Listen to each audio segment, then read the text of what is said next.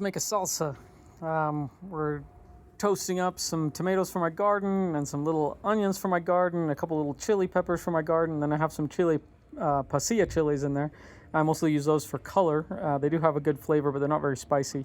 And squishing them all here in my mortar and pestle, but I have a very small mortar and pestle, so I had to do about one tomato at a time. The important thing here is you want to have a pretty even consistency across them, and make sure you get all the flavors sort of smashed into each other. And you'll see that's kind of pretty yellow looking, but that's why we have the chile pasillas here, which is like a dry chili that I bought from the store. And you got to really make that into a very fine paste, and that's going to have that nice, rich, dark red color, which looks awesome.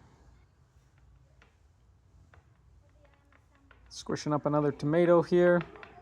Like I said, I had to do this in shifts, but you want to get that all nice and consistent.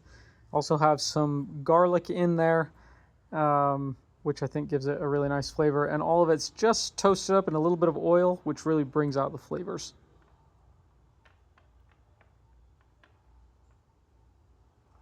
And then we're gonna mix them all together with a little bit of green onion from my garden. Then we're gonna put a little bit of salt in it and some lime powder. You could use a fresh lime here, I just didn't have any.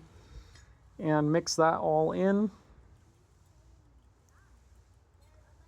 And let's give it a try and see how it turned out.